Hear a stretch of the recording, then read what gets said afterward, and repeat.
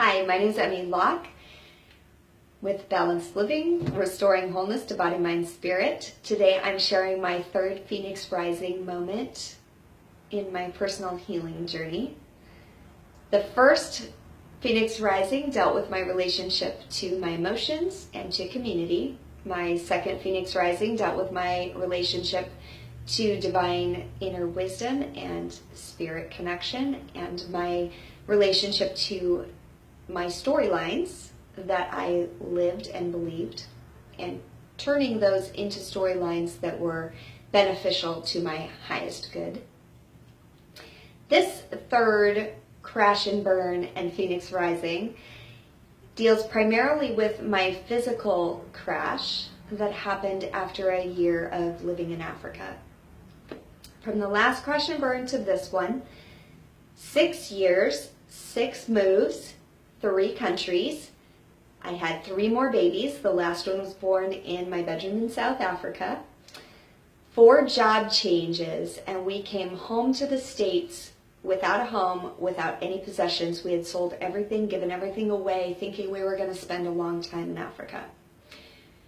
When we got back to the States, we didn't know what to do. We took a trip to visit family in California, thought we were going to visit family in Montana, come back to Oregon, and find out what we were supposed to be doing in that next season.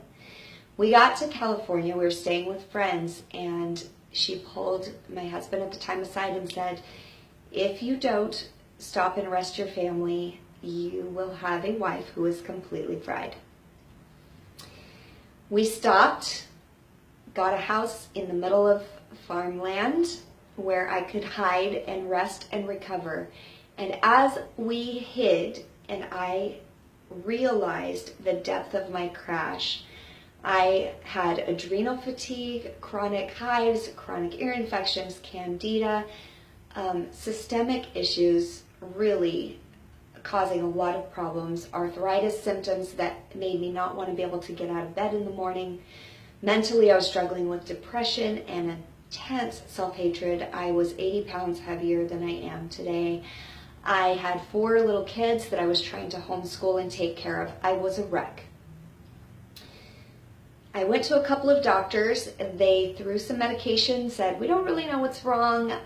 Maybe this will help, maybe it won't. Maybe you'll be on it for a long time. Maybe you'll get off of it soon. We don't know." I couldn't handle that. I was 32 and I did not want to live on medication. In the moments that I had any coherent thinking at home, I started researching the heck out of natural alternatives, using food as medicine, cleanses that would deal with maybe parasitic issues that I'd picked up in Africa, and all sorts of things that were happening systemically in my body. And in the course of the next year, through hideous cleanses and eating things that were good for me that I hated eating, I was able to correct almost every symptom that I was having and was feeling alive again. From a true crash, I could not get out of bed some days, to back to vibrance, back to health. But somewhere in that journey, in that year, I realized also that I needed to deal with my relationship to my body just in general. I was an athlete, and so I had known how to push my body, conquer my body, make it work for me, but I didn't know how to listen to my body. I didn't know how to care for it in the way that was kind or gentle. I didn't know how to give it medicine through just what I was eating, the food that I was eating. And I learned also that really I hated my body. I was in this antagonistic relationship with it. I was good with my mind and spirit generally. My body, I could have done without it, if I could have done without it. So in the course of the next 2 years, it took me 3 years to lose all the weight. And in that journey, and continuing to learn to eat better and to exercise gently and to listen in to what my body was actually trying to tell me. My relationship to my body changed dramatically. At one point, a friend of mine said to me when I was struggling to figure it out and to, I had all these systems and checklists and things that I was trying to figure out how to get this healthy again so that I could push. She said, Emmy, I think maybe you need to learn how to be a little more kind and gentle to yourself. And I remember thinking, I don't even really know what that means. I have no category in my mind for kindness and gentleness towards myself. That was a huge shift for me. That's when I started to learn about self-care beyond just eating healthy. It's when I decided that I, as an introvert, needed, not just wanted, but needed time alone to be healthy. So I started putting on the calendar once a month getaways where I would take an entire day and night and the following next day to pull back from everything and refresh and reset.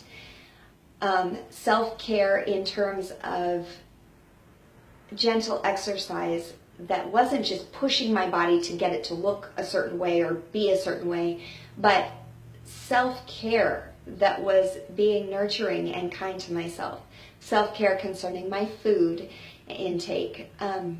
Self-care concerning my boundaries. I was terrible at saying no. That's part of the reason I got to this crash. So I learned to say no to these peripheral things that I loved and cared about, these people that I loved and cared about. But if I wasn't caring here, if I wasn't taking care of this body, this person first, it's like in the airplane, they say, if the air mask comes down, don't put it on your neighbor first, put it on yourself so that you can then have some oxygen to take care of your neighbor. That's what I was doing. I was learning how to put the oxygen mask on myself first. So this journey was intense. It took 3 full years to come out of that. I rose out of this massive crash and ash to knowing how to say no generally, still learning that a little bit, knowing how to be kind to myself and still working on that, knowing how to practice some really good self-care. As an introvert needing alone time, taking it. As an introvert needing to reset frequently, doing that. Nature therapy, definitely. There were just different things that journaling, making time for journaling was really important. I learned how to take care of me. And in learning how to take care of me, then I was able to give more freely and more fully to the people around me that I loved and cared for. So I guess my question as I end this is, what is your relationship to your body? Do you know how to listen to its cues before you're crashed? And take care of it, flow with your body, flow with your needs, and care for yourself and be kind to yourself? Or is kindness to yourself a completely foreign concept like it was for me 8 years ago? I hope you have a great weekend. It's always a pleasure to share pieces of my story with you, and I hope you're encouraged. Have a great day.